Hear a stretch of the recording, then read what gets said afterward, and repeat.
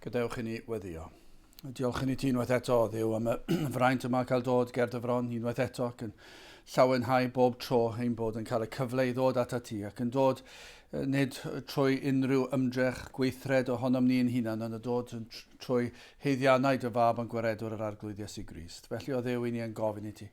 I agosau ato ni nawr wrth i ni ddod i geisio dy wyneb, a bydde di yn ymweld â ni, a bydde di yn trigarhau wrthym ni o'r newydd, a bydde di yn tywallt dy ysbryd arnom ni ac ar ein gwlad ac ar wledydd y byd unwaith eto o Dduw. Tyrd bendithiau ni diogelan hamser arwain ni nawr yn ein haddoliad, a bydd ein haddoliad yn dwy'n clod a mawl i enw di. Tyrd felly ni'n gofyn hyn oll trwy enw ac heiddiant ein harglwydd Iesu Grist. Amen.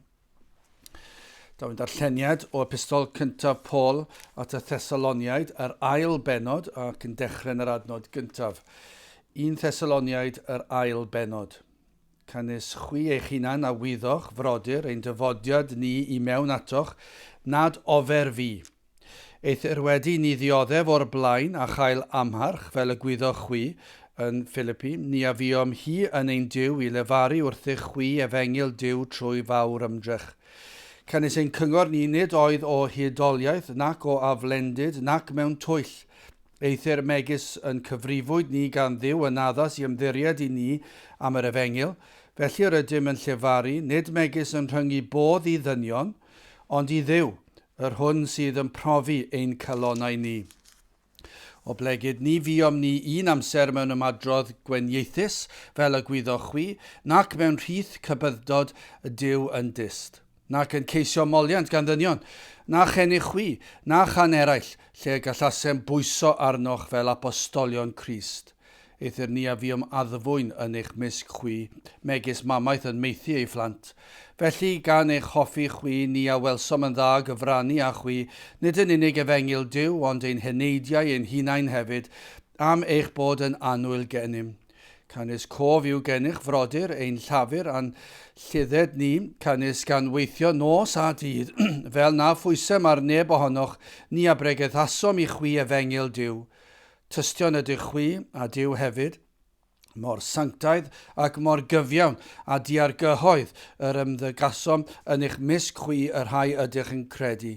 Megis y gwyddoch y modd y biom yn eich cynghori ac yn eich cysuro bob un ohonoch fel tad ei blant ei hun, ac yn ymbil a rodio ohonoch yn deilwng i Dduw, yr hwn a'ch galwodd chwi yw deyrnas a'i ogoniant. O blegyd hyn, yr ydym ninnau hefyd yn diolch i Dduw yn ddi-baid oherwydd i chwi pan dderbyniasoch air Dduw, yr hwn a glywsoch gennym ni a ei dderbyn ef nid fel gair dyn, eithir fel y mae yn wir yn air Dduw, yr hwn hefyd sydd yn nerthol weithio ynoch chwi, yr rhai sydd yn credu. Canis chwi frodyr a wneithbwyd yn ddilynwyr i eglwys i Dduw, yr rhai yn Jwdea sydd yn Grist Iesu, o blegyd chwythau a ddioddefaswch y pethau hyn gan eich gyd genedl, megis hwythau gan yr Iddewon. Yr rhai a laddasant yr arglwydd Iesu a'i proffwydi ei hunan, ac yn herlyd iasant ninnau ymaith, ac ydynt heb ryngu bod Duw ac yn erbyn pob dîm. Gan warafyn i ni lefaru wrth y cenhedloedd fel yr iacheid hwy, i gyflawni eu pechodau hwynt yn wastadol, canis di gofaint Duw a ddaeth arnynt i dy eithaf, a ninnau frodyr wedi ein gwneithir yn amddifaid amdanoch dros enid awr, yng ngolwg nid yng nghalon a fiom fwy astud i weled eich wyneb chwi mewn awydd mawr. Am hynny, yr ewyllasiom ddyfod atoch, mae fi Paul yn ddiau, unwaith a dwywaith hefyd, eithir Satan a'i anllyddiod ni. Cynnes beth yw ein gobaith ni, neu ein llawenydd, neu goron ein gorfoledd, onid chwi, ger bron ein harglwydd Iesu Grist yn ei ddyfodiad ef. Cynnes chwi yw ein gogoniant a'n llawenydd ni. A bydde bendit Duw ar ei air, sanctaidd ef. Nawr, gadewch i ni edrych ar adnod 13 o'r benod honna, 1 Thesaloniaid, yr ail benod ac adnod 13. O blegyd hyn, yr ydym ninnau hefyd yn diolch i Dduw yn ddi-baid oherwydd i chwi pan dderbyniasoch air Duw, yr hwn a glywsoch gennym ni, ei dderbyn ef nid fel gair dyn, eithir fel y mae yn wir yn air Duw, yr hwn hefyd sydd yn nerthol weithio ynoch chwi, yr rhai sydd yn credu. Nawr, pan ymweld Paul a Thessalonica, cafodd weld ffrwyth yw bregethu. Ymatebodd yr Iddewon a'r cenhedloedd i wahoddiad yr Efengil. Gwrandewch ar yr adnodau yma o lyfr yr actau.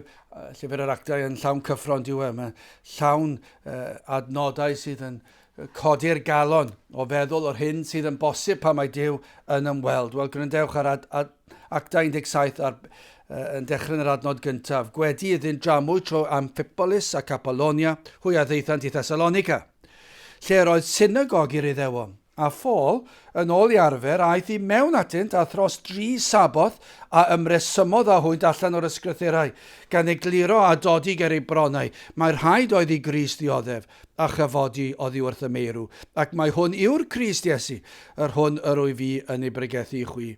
A rhai ohonynt y gredasant, ac a ymwasgasant a Paul a Silas, ac o'r groegwyr crefyddol liaws mawr, ac o'r gwragedd pennaf nid ychydig. Dyna i chi gyffro, dyna i chi galondid ar ôl ychydig o siliau'n pregethu, gair Duw i Dduw i ymweld a llawer yn dod i gredu. Ond nid yw'n rhoi darlun o dywyllwch y cyfnod i ni'n byw ynddi. I ni'n gallu bod wrthi nid sil ar ôl sil, blwyddyn ar ôl blwyddyn, a pryn yn gweld ffrwyth, pryn yn gweld unrhyw galondid yn y dyddiau yma. Yma na le yn does i alw, i bledio, i weddio ar yr arglwydd i drigarhau ac i ddychwelyd i'n plith, ac i ymweld yn yr un ffordd ac y gwnaeth yn y dyddiau hyn. Ond wrth gwrs fe arweiniodd y fendydd at gryn gwrthwynebiad, i ni'n gwybod hynny yn hanes yr eglwys, a dyma beth ddigwyddodd fan hyn, ac mae gan Paul faich drom drostynt wrth iddo ei adael, gan ei fod yn gadael eglwys ifanc, Cristnogion ifanc yn y ffydd. Ac mae'n teimlo drostynt, mae'n poeni amdanynt. Y baich drostynt wrth iddynt orfod wynebu y byd ac ymosodiadau'r un drwg. Ond nid yw hwnna'n wir pan mae'r rhai yn dod i gredu i chi'n llawenhau, ond yna y man a rhyw dim pryder yn y ffordd anghywir, ond baich drostynt wrth iddyn nhw gamu allan i'w amgylchiadau dyddiol nhw. Ac yn gweddio, o Dduw cadwa nhw. O na fyddwn ni'n cael gweld bod y gwaith yn real. A bod yr arglwydd wedi dod atynt a'i hachub nhw. A roedd Paul yn gwybod, roedd rhain y Cristnogion ifanc yma yn gwynebu dyddiau caled anodd. Byddai'r rhaid iddynt sefyll yn erbyn gau a thrawiaeth, erledigaeth a threalon dyddiol o fyw yn y byd. Oedd yn gwybod hynny, y trealon o ddeffro'n y bore a gwynebu diwrnod cyffredin, heb sôn am yr erledigaeth, heb sôn am y temptasiynau, dim ond gwynebu ni yn hunan ar un drwg. Mae hwnna'n ddigon, mae hwnna'n anodd. Sut ydych chi'n deffro'n y bore yn teimlo'n flin am dim reswm yn y byd? O, mae yna gyfrifoldeb ar y Cristion yn does. I fyw fel ag y dylsau. Ac felly mae Paul yn teimlo'r baich yma drosynt. O, y byddwch chi yn profi nerth yr arglwydd a'r chybiaeth sydd wedi digwydd yn eich enaid chi. Y byddwch chi'n dangos mewn pethau bach a pethau mawr. O, mae'n ymwybodol ar erledigaeth hefyd. Yr oedden nhw'n ei wynebu ar gau a thrawon oedd y gwmpas y lle. Poenau na fyddai yno gyda hwy i'w dysgu a'i hamddiffyn, na fyddai neb i'w harwain nhw. O, honni dyna sefyllfa ni yn ein gwlad ni. Pryn yw'r llefydd ffyddlon sy'n pregethu gair Duw. Pryn yw'r llefydd sydd yn addoli mewn parchedig ofn. Mae bydolrwydd yn rhemp yn yr ychydig lefydd lle mae rhyw fath o bregethu. Mae'n druenus. Ac yna os na rhain dod i gredu, chi'n meddwl, pwy sy'n mynd i ddysgu rhain? Pwy sy'n mynd i ofalu amdanyn nhw? Hyn i arwasgar ar draws y wlad, ar draws gwledydd y byd. Mae'n druenus, ond roedd Paul yn poeni am y rai yn Thessalonica. Na fydde yno i'w harwain nhw, i'w dysgu nhw. Rhai ohonynt oedd yn gwybod yr oedden nhw yr unig Cristnogion yn y teulu. Ac felly roedd yn gwybod bydde fe'n anodd, bydde unigrwydd. Baich tros sy'n dod wynebu y temptasiynau o fod yr unig Cristion yn y teulu. Pwysau bydde'n dod gan y teuluoedd i droi yn ôl at ei hen ffyrdd o fyw, at baganiaeth. Ni fydde fe'n gwybod pa mor real oedd hwn, pa mor anoedd oedd e. Falle bydde yna rhywun yno yn teimlo bod y teulu yn ei wrthod ac felly'n cael ei demtio i ddod yn ôl. Ac roedd Paul yn gwybod pa mor real oedd hwn a pa mor anoedd oedd e. Llawer heddi yn does, yr unig Cristnogion o fewn teulu. A pa mae'n dod nôl ar y sil, a'r teulu ddim yn cadw'r sil, mae'n anodd yn diwedd. a'r doethineb, a'r beidio tramgwyddo ac eto sefyll. Yr holl bethau mae'n anodd i ddangos cariad ac eto bod yn ffyddlon. Ond oedd Paul yn teimlo drostyn nhw ac yn gwybod mae hwn yn mynd i fod yn anodd ac roedd ganddo faich drostyn nhw. Yr eilyn y ddoliaeth oedd yna i amgylchen nhw a'r anfoesoldeb rhemp oedd yn dod â hynny. A bydde angen nerth i wrth sefyll y fath temptasiynau. Bydde yna lawer yn aelodau deuluoedd oedd yng nghanol eilyn addoliaeth ac anfoesoldeb ofnadw, ac yn dod wyneb yn wyneb y hyn yn ei cartrefi. Ac o'r temptasiwn real oedd yno. Roedd angen i'w ffydd fod wedi wreiddio'n ddofn. Ei fod o ddiw hynny yw, oedd baich gan fe, bod yr gwaith yma, y broffes yma, fod e'n real. Fod yr achubiaeth yma, nid mae rhywbeth dros dro oedd e, mae nid rhyw broffes cyfleus oedd e, nid rhyw ganlyniad i rhyw berswad oedd e, ond fod e o ddiw, dyna beth mae e'n gweddio, ac yna o ddiw bydd e'n cael ei feithi o'i ofalu, bydd yna ofalaeth dros yr enaid oedd e'n gweddio, a bydden nhw'n cael ei cadw. Oedd e'n gwybod, a bydden nifer yn cael ei trin yn greulon, yn dreisgar. Bydd yna lawer o atgasau tuag atynt, a bydd rhaid gwrthsefyll hyn. Felly, gyda'r baich yna drostyn nhw, pan dderbyniodd Paul newyddion gan Timotheus am yr eglwys yn Thessalonica, mae Paul yn llawenhau. Mae yn ddiolchgar i'r arglwydd. Nid yn unig am ei bod dal yn sefyll yn gadarn yn y ffydd, ond ei bod nhw hefyd yn hyrwyddo'r Efengyl.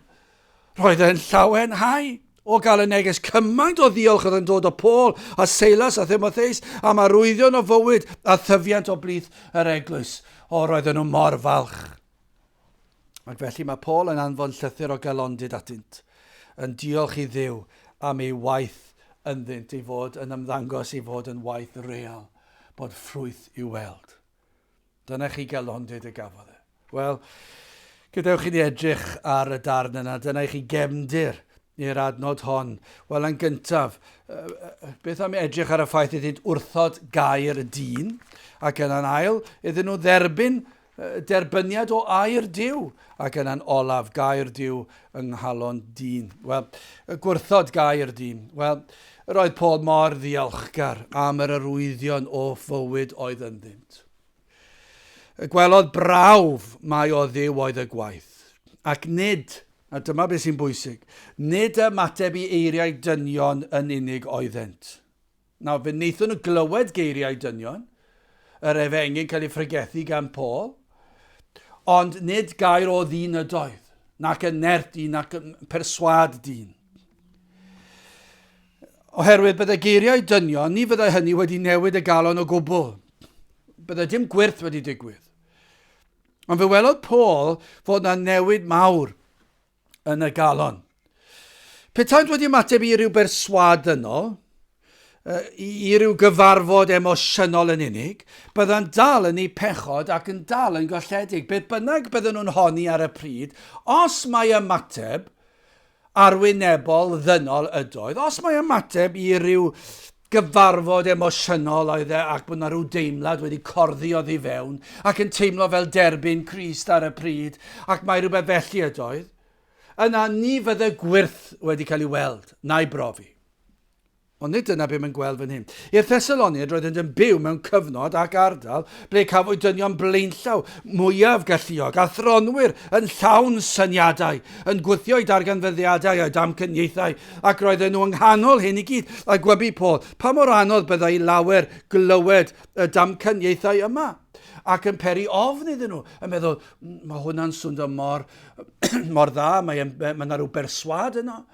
A falle nad ydyn ni wedi yn gallu dweud bod beth i ni'n credu yn gwbl iawn, falle bod yna gamgymeriadau, a'r rhain yn dadlen i'ch erbyn chi, ac yn aml iawn yn fwy clyfar.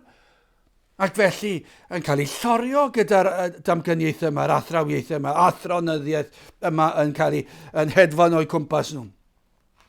Ac felly oedd Paul yn ymwybodol o hyn. Geiriau yn y cyfnod yna, Plato a Socrates, doethineb dynion. Ond i ni'n gwybod fod doethineb dynol yn ffolineb. Ond mae'n anodd, ond oedd Paul yn gwybod fydda'r rhain yn swnio mor glyfar. ac yn gallu peri i'r Cristnogion ifanc wanhau ac dechrau cwestiynu ei ffydd. A beth nhw wedi ymateb i waith i eiriau dynol, ni fydde'r wyrth yma yn amlwg, fi fydde ddim wedi bod yn wyrth. Cymaint dros y canrifoedd, a dal i fod hyd heddi, ond nid yw hwn yn wir. Roedd yn wir yn yddiau Paul, ac mae dal yn wir yn ein dyddiau ni.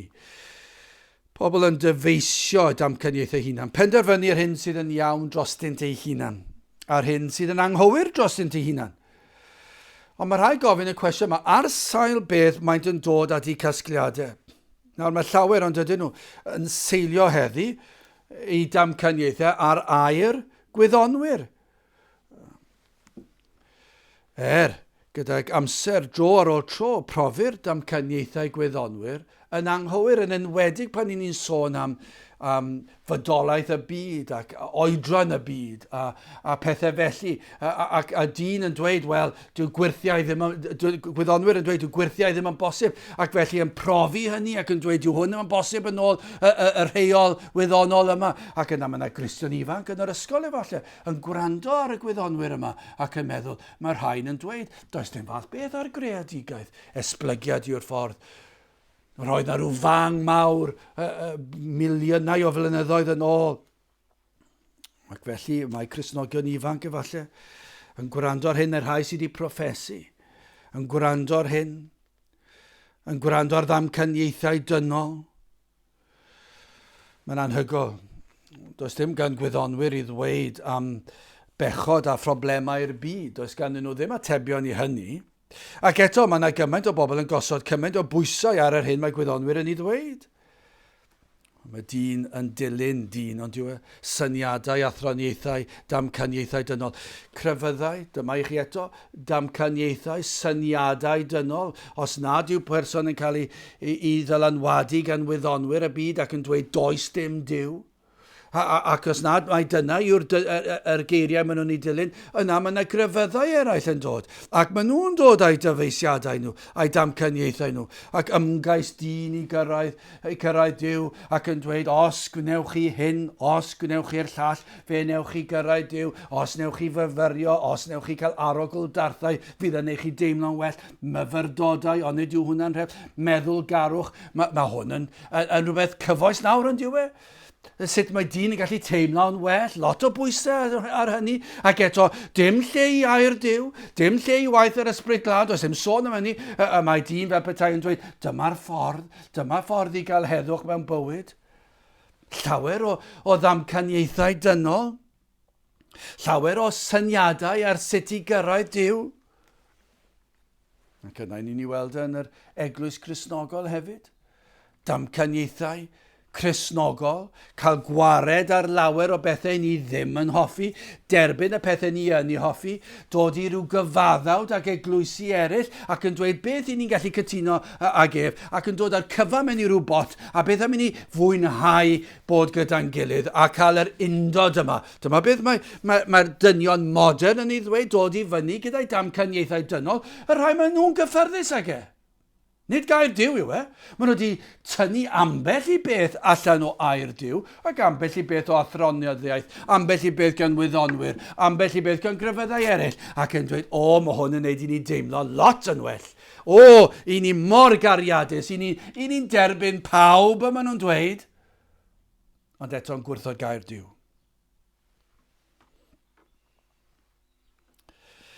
Rhyn i ni'n ei wybod yw fod dyn yn ddall oherwydd pechod, ac nad yw dyn yn deall, nid yw yn gallu mwynhau cymdeithas a Duw. Dyna beth mae'r Beibl yn ei ddysgu. Ac ni all dyn ddarganfod y gwirionedd, ac fe fydd dyn felly yn ôl gair Duw yn dyfeisio ei wirionedd ei hun.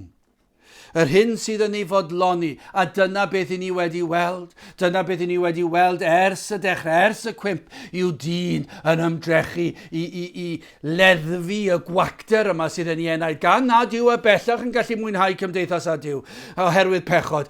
Mae e nawr yn chwilio am rhywbeth i leddfu ar hynny, ac mae'r rhai yn ei ddarganfod e. Y myd gwyddoniaeth, pa mor glyfar i ni'n dyfeisio bod na ryw fang mawr wedi digwydd, a fod na fyd mor rhyfeddol a hyn wedi syrthio o'r awyr ac wedi gallu datblygu dros blynyddoedd yn anhygol i greu mynyddoedd a'r bryniau, a'r coed a'r blodau, a'r holl ryfeddodau natur. Mae'n anhygol.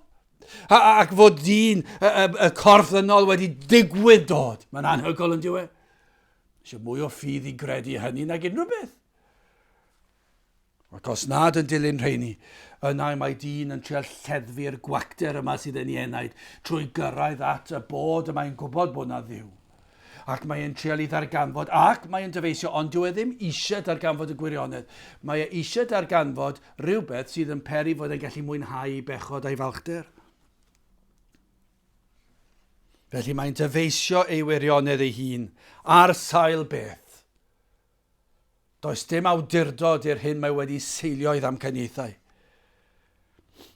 Ond mae'r Beibl yn dysgu fod y gwirionedd yn cael ei ddatguddio. Dyna be mae gair Duw yn dweud. Mae'r Beibl yn dweud wrthyn ni, mae mater ysbrydol yw hyn, datguddiad o Dduw. Mae nid gair dyn yw e, nid damcaniaeth dyn yw e, nid un oed Cristnogaeth ddynol yw e, fel i ni'n gweld heddiw. Cristnogaeth sy'n cael gwared ar yr Efengil, a cael gwared ar y goruwch naturiol, a cael gwared ar barchedig ofn. Ond nid yna beth ni'n gweld heddi, os na mae Cristnogaeth neu'r ffydd Efengylaidd, mae wedi cael gwared ar barchedig ofn, mae wedi cael gwared ar sancteiddrwydd ac ymwahaniad o'r byd, mae wedi cael gwared ar pwyso'r Grist yn unig, mae wedi cael gwared ar y cyfan, ac i ni'n gweld y fath gwrthgiliad, y fath droi i ffwrdd o air Duw. Ond mae'n llawenhau Paul. Mae'n nid geiriau a wneithuriad dynol y derbyniodd y Thesaloniaid. Mae'n llawenhau nid ydych chi wedi ymateb i'r fath yna o eiriau, neu o grefydd, neu o wyddoniaeth, neu o athroniaeth.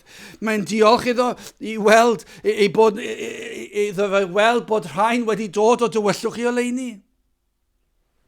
Mae'n diolch iddo weld y newyniau sychedu am air Duw. Maen nhw wedi sychedu am air Duw.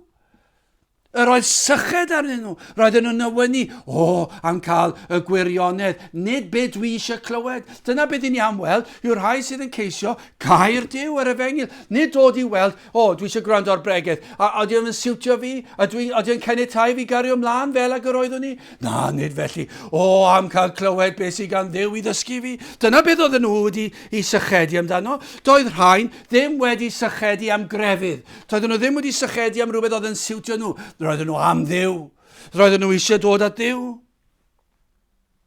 Dyma beth oedd yn llawenhau, mae nid derbyn gair pregethwyr yr oeddynt yn digwydd mwynhau gwrando arnynt.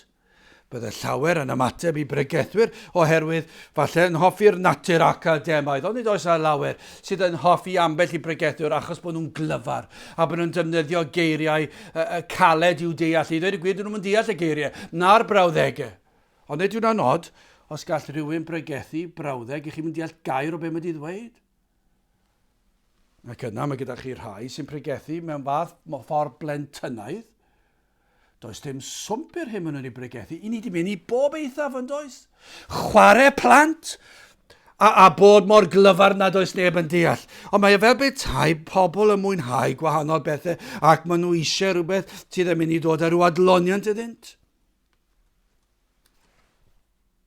Mae yna rhai yn ymateb i bregethwyr sydd yn boblogaidd neu'n dalentog, yn abal i berswadio.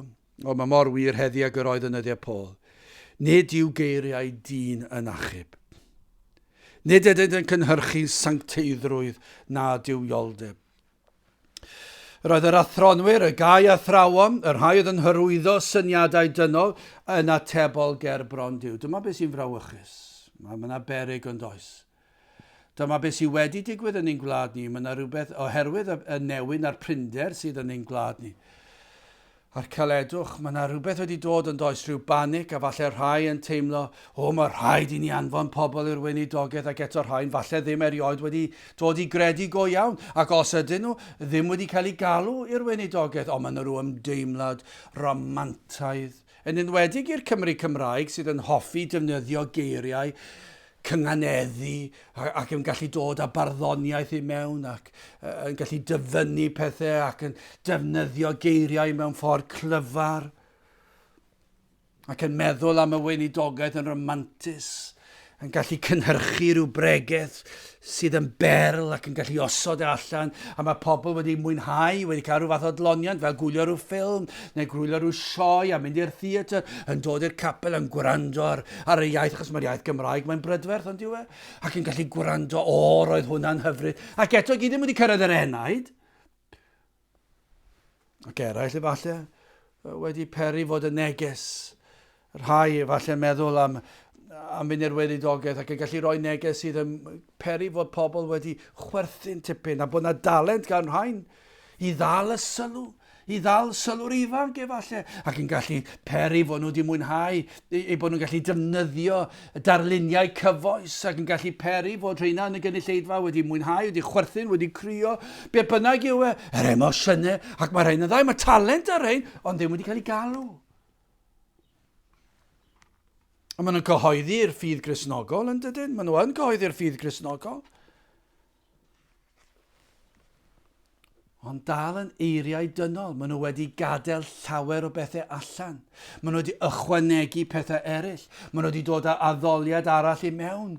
Ond y broblem sydd dyn ni, does neb yn gweld hyn. Yn ein gwlad ni bellach, dyw'r mwyafrif llethol ddim wedi sylwi ar hyn wedi digwydd. Mae wedi digwydd yn raddol, ond go iawn, mae wedi digwydd yn gloi. Ond yn raddol dros gyfnod o hyn a hyn o flynyddoedd, 5 mlynedd, 10 mlynedd, 20 mlynedd, ac fe welon ni fynd falle'r 50au yr oedd pethau'n well, ac yna'r 60au, 70au dechreuon ni weld y dirywiad yn do.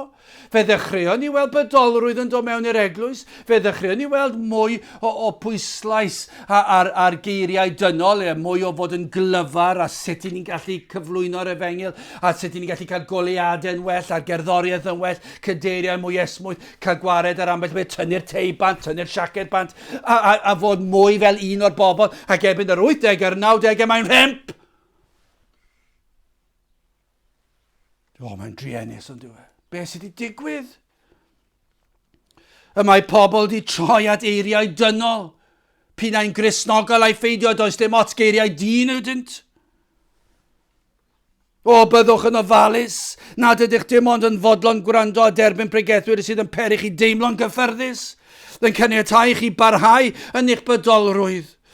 Os ydych am fod yn iawn gerbron Duw, rhaid i chi brofi'r boen o ddod wyneb yn wyneb a'ch pechod. Dyna beth oedd Paul yn llawenhau. Mae nid geiriau dynol oedd rhain wedi ymateb iddyn. Roedden nhw'n sychedu am Dduw, ac roedd hynny'n golygu. Roedden nhw wedi dod wyneb yn wyneb a gweld eu pechod am beth oedd e.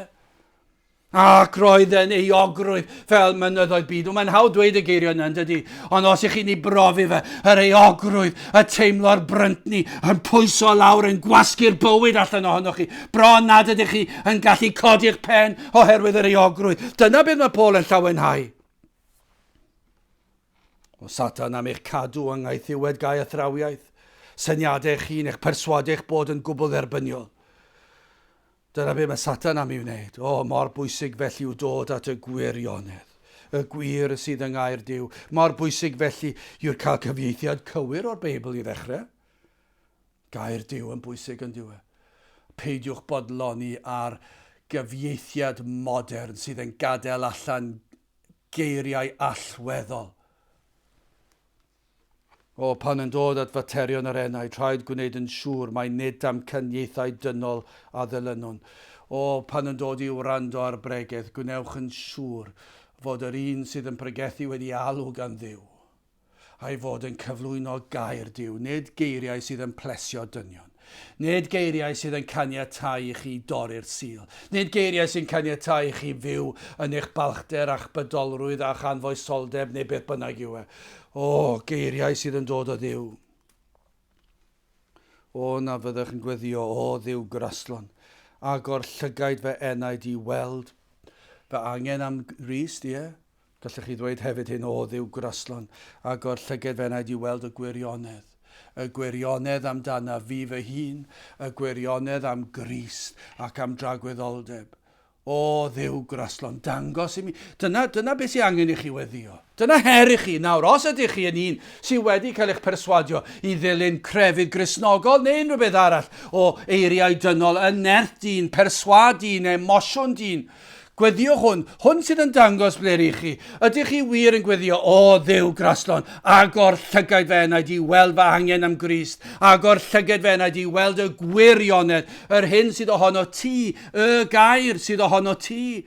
Dangos i mi'r efengil. Nid beth sydd fy mhlesio fi. Nid beth dwi eisiau, ond yr hyn sydd ohono ti. Dyna'n gweddi ni fi'n arhau yn gweddio hynny. Gydewch ni symud ymlaen te y derbyniad o air Duw. O llawen ha Paul. Mae nid gair dyn y derbyniasant, ond gair Duw. Mae datguddiad o Dduw y cawsant. Cymaint, ond oes na, cymaint o wahaniaeth sydd rhwng gair dyn a gair Duw. Datguddiad Duw ei hun i ddyn. Mae yna wahaniaeth. Mae Duw yn datguddio ei hun i ni yn gyntaf yn gyffredinol, ond Duw trwy'r greadigaeth. O, dyna chi ddatguddiad sydd gan Dduw i ni. Mae yna bŵer yn y greadigaeth ond oes. Mae e'n gweiddi mas am Dduw. Mae'n dangos i ni sut i ni yw Duw. Wrth edrych ar y greadigaeth, trwy'r rhagluniaethau hanes y byd, i ni'n gallu gweld o mae Duw yn datguddio ei hun. Trwy'r rhagluniaeth, i ni'n gallu gweld ôl, gwaith, llaw Duw yn rhagluniaethau'r byd. Trwy gydol hanes, i ni'n gallu gweld y ffordd y mae Duw ar waith. Hanes Israel, chi'n gallu gweld rhagluniaethau Duw ar waith.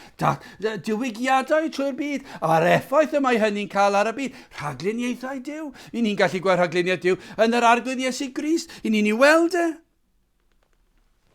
Roedd Duw yn datguddio ei hun yn arbennig i ni trwy ei air e. Yn datguddio trwy lefaru'n uniongyrchol, trwy adda, Moses, y proffwydi. O, fe ddatguddiodd e'r proffwydi yn yr Hen Testament o. Fe siaradodd e, fe ddatguddiodd ei air i'r proffwydi, a fe rhoddodd arddeliad ar y proffwydi i ddweud beth oedd ei neges e. Datguddio Duw i ni ei hun trwy wirthiau. Fe gwelwyd gwirthiau yn yr Hen Testament ac yna yn yr arglwydd Iesu Grist yn y Testament Newydd. Trwy weledigaethau fe ddatguddiodd ei hun. Fe datguddiodd ei hun trwy roi'r neges, yr efengil i'w weision, trwy ysbrydoliaeth, trwy'r ysbryd glân yn dod lawr arnynt. Ond hefyd yn benna, fe datguddio Duw ei hun trwy fab Iesu Grist. Fe ddath Iesu Grist, fe addawyd y byddai'n dod, sut byddai'n dod, pryd a pham, a canlyniadau'r cyfan, ac fe ddath ar yr amser iawn. Dyna chi wahaniaeth. Y mae Duw wedi datguddio ei hun i ni mewn gymaint o ffyrdd. Ac mae gair Duw mor ddibynadwy. Does dim gwallau. Does neb wedi darganfod gwall yng ngair Duw. O'r dechrau hyd y diwedd, y mae e'n berffaith, y mae e'n ffynhonnell ddibynadwy. Chi sydd yn haneswyr, dyma chi ffynhonnell ddibynadwy. Gair Duw, does dim gwall. Does neb wedi dod o hyd i wall, ac y mae e'n adlewyrchiad o'r hyn sydd yn wir yn y gorffennol, ac y mae e'n disgrifio'r presennol a'r dyfodol. Mae e'n mor ddibynadwy. Nid oes lle gwell i osod ein hymddiriadaeth. Y mae gair Duw yn anffeiledig, heb unrhyw nam. Sylwch felly yn gyntaf i'r Thesaloniaid roedden nhw'n awyddus i glywed i wrando ar air Duw. O, roedd syched i glywed hyn. Roedden nhw wedi cael digon ar air dyn. Roedden nhw'n sychedu am air Duw. Ac yna nid yn unig iddyn nhw sychedu am air Duw, iddyn nhw dderbyn i gofleidio air Duw. O, dyna i chi gelondyd. Roedd syched â nhw ac ar ôl i glywed e, fe wnaethon nhw i gredu fe a'i gofleidio fe. Dyna be mae Paul yn llawenhau amdano. O, am ddyddiau tebyg eto, y bydd pobl yn awyddus i glywed gair Duw fel yn y dyddiau fi yn ein gwlad. Dychmygwch. Mae bron yn anodd, mae'n amhosibl i ni ddychmygu ambell waith dyddiau felly, ond ni'n gwybod bod yn bosib, ond mae e'n warth arno ni bod ni ddim yn gallu dychmygu'r peth, ond mae e'n mor anodd yn y dyddiau tywyll yma. Mae e'n mor anodd dychmygu un yn cael ei fendithio yn y dyddiau yma. I ni wedi dod mor gyfarwydd, a oedfaon, syl ar ôl syl, pregethu syl ar ôl syl, a dim calondyd, dim ffrwyth i weld. Ac efallai rhai eraill sydd yn pwyso ar eiriau dynol, addoliad cnawdol, bydol. Ac i ni'n gweld nhw falle yn tyfu. Ac i chi'n meddwl beth sy'n digwydd. Falle bod na amheuon yn dod i fewn.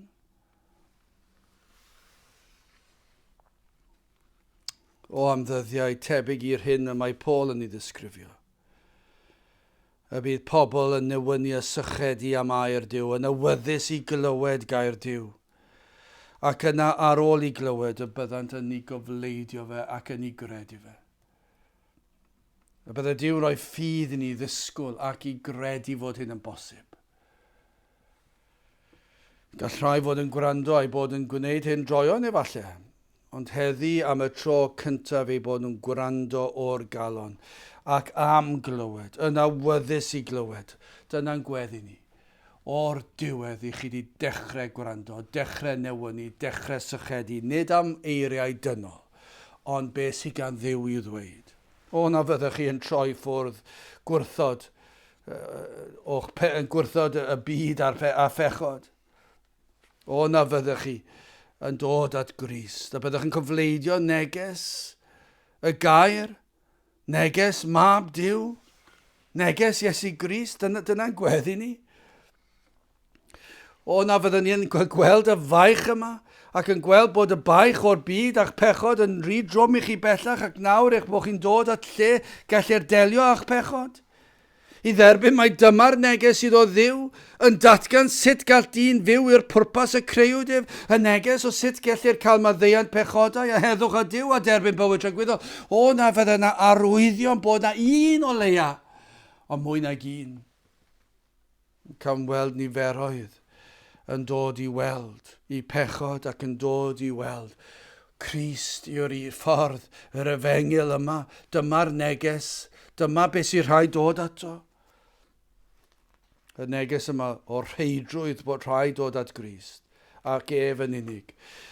Yr un sydd wedi peri fod y tad yn fodlon gyda'i fywyd i fab, gyda'i aberthau, a fod ei aberthau ein mwyn ni. Bod yr arglwydd Iesu Grist wedi byw bywyd ar y ddaear mwyn cyflawni'r ddeddf i ni yn ein lle ni, ei fod yna wedi mynd i'r groes a chymeryd y gosb yn ein lle ni, fel nad oes rhaid iddo cosbi ni mwyach. Dyna'r efengil, bod Crist wedi dod ar rhaid oedd iddo ddod, achos amhosibl oedd i ni ddelio gyda'r broblem, ond i Iesu Grist o, dyma'r neges. Yr neges bod rhaid i chi ddod ato, ac ato ef yn unig, does dim lle arall. Dyna'r neges. Does dim lle. Os ych chi'n credu fod sawl ffordd at Duw, yna i chi'n anghywir. Y mae gair Duw yn dweud yn glir, mae dyma'r ffordd, yr unig ffordd. Mae Crist yw y ffordd, y gwirionedd a'r bywyd. Does dim ffordd arall at y tad ond trwy Grist. Dyna be mae gair Duw yn ei ddweud.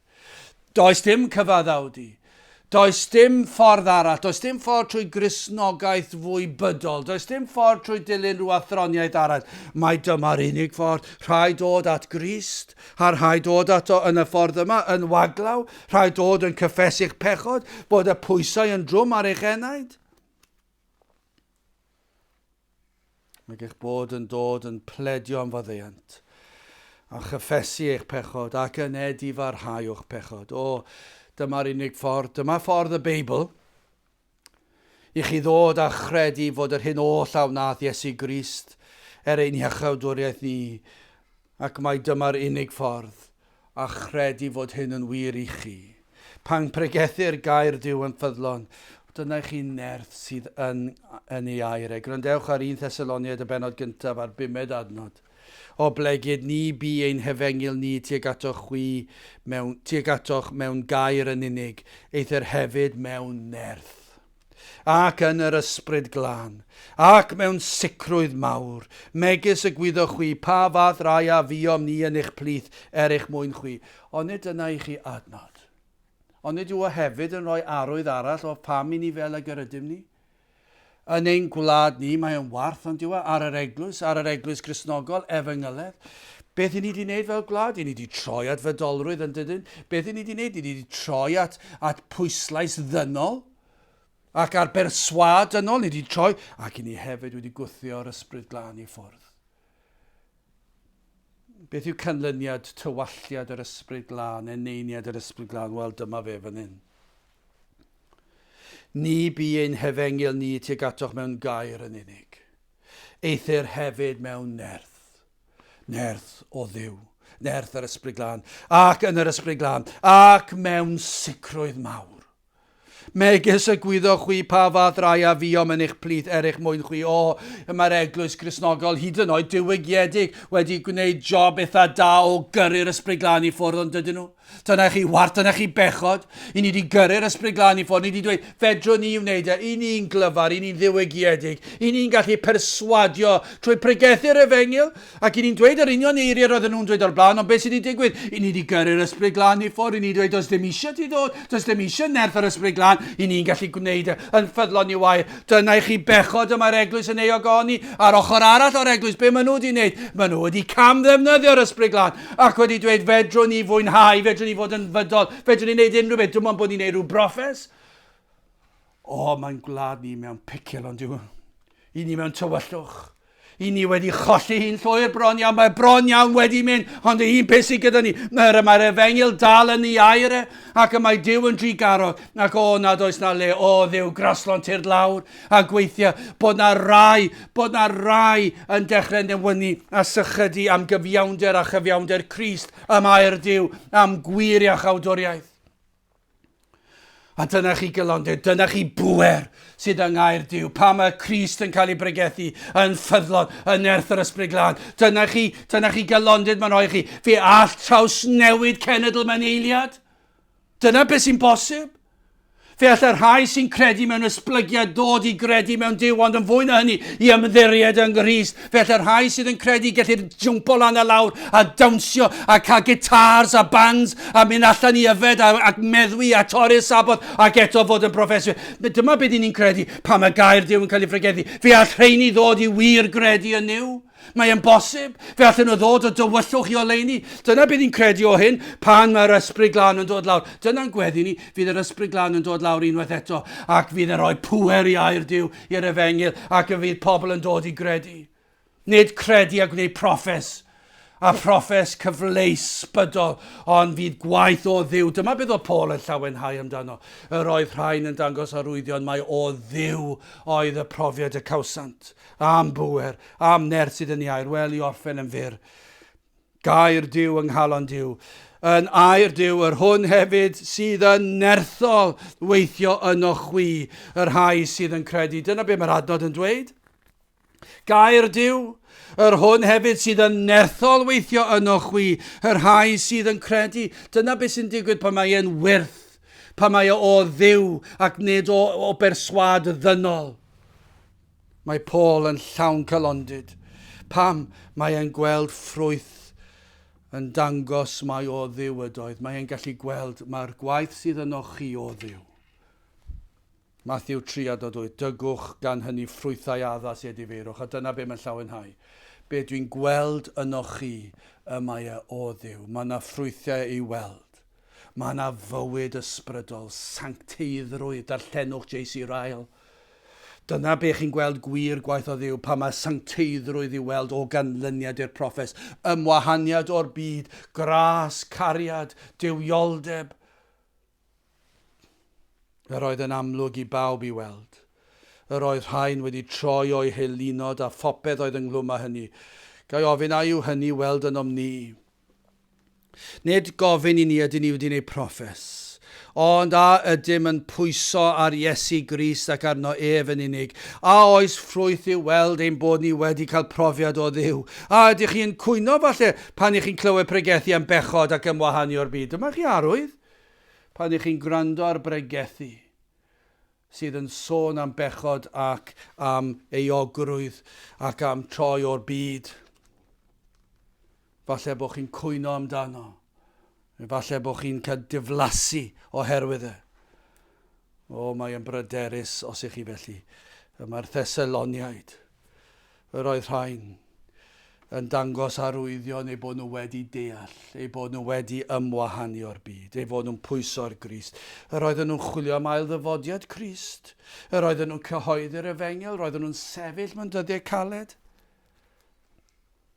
Hyn oll tra'n gwynebu arledigaeth. 1 Thesaloniaid 2:14, cynnes chwefrodyr a wneithbwyd yn ddilynwyr i eglwysu Duw, yr rhai yn Jwdea sydd yn Grist Iesu, o blegyd chwythau a ddioddefaswch y pethau hyn gan eich cyd genedl, megis hwythau gan yr Iddewon. Yn sicr yr oedd arwyddion mae Duw oedd ar waith yn ddynt, ac nid gwaith ddynol ydoedd. Philippiau 2:13, cynnes Duw yw'r hwn sydd yn gweithio yn o'ch ewyllysio a gweithredu o'i ewyllys da ef. Mae yn waith o Dduw. Yr oedd rhain wedi tyfu mewn gras. Yr hyn oedd i'w weld, a'r hyn sydd i'w weld pan fod hedyn sancteiddrwydd a bywyd wedi blannu gan yr ysbryd glân, a dyma beth yr oedd Paul yn ei ddirnad yn nhw. Gwelir atgasedd o bechod ac o hunan gyfiawnder, gwelid gostyngeidrwydd, gwelid cariad at Dduw, at ei ddydd, at ei air. Yr oedd y pethau yma'n werthfawr i'r Thesaloniaid ac i Paul. Ceir Nerth, Chwe ei air a Nerth ysbryd glân i orchfygu pechod a themtasiwn. Yng ngwyneb yr holl dreialon cafwyd Nerth i sefyll, am weld gwirthiau tebyg eto. Cael gweld pobl yn derbyn gair Duw ac yn newynu a sychedu. Mae'n rhyfedd yn Duw yn y dyddiau dyrys yma ni'n byw. Ac eto dydy dyn dal ddim yn ymddangos fel ei bod yn ceisio Duw. Ond y byddwn ni'n gweddio ar ei Dduw i ddod lawr ac i argyhoeddi, i ddwys bigo ei neidiau ac i beri o'r diwedd bod nhw'n dechrau gweld y pwysigrwydd newynu a sychedu am air Duw. Ac i weld Nerth gair Duw yng ngwaith ar waith yng nghalonnau pobl unwaith eto. Gweddiwn ni am hynny. Dyna chi beth dylen cwrdd gweddi ni fod. Wrth gwrs, mae yna le i weddio am bethau eraill o dro i dro, ond os fi yna oes i weddio am hyn, dyma beth sydd eisiau ni weddio amdano, dyma beth sydd eisiau ni pledio ar ei Dduw. Dduw tir lawr yn Nerth yr ysbryd glân, Dduw tir lawr a peri fod pobl yn newynu a sychedu am dy air di, am dy berson di, am Grist, am sancteiddrwydd. Tir lawr a gweithio clod i ddenw di. Byddwn ni'n cael ein calanogi fel cafodd Paul ei galanogi. Roedd e'n llawenhau pan gafodd ei glywed bod y Thesaloniaid yn sefyll ac ei bod nhw'n profi bod yr hyn oedd nhw wedi dderbyn o Dduw. Am ddyddiau tebyg eto. Blegyd hyn yr ydym ni'n hefyd yn o diolch i Dduw yn ddibaid oherwydd i chwi pan dderbyniaswch a'r Dduw yr hwn a glywsoch gennym ni ei dderbyn ef nid fel gair dyn, eithir fel y mae yn wir yn air Dduw, yr hwn hefyd sydd yn nerthol weithio yno chwi, yr rhai sydd yn credu. Gadewch i ni weddio. A nawr bydde di ras ein harglwydd Iesu Grist, a chariad Duw, a chymdeithas yr ysbryd glân, fod gyda chwi oll hyd byth. Amen.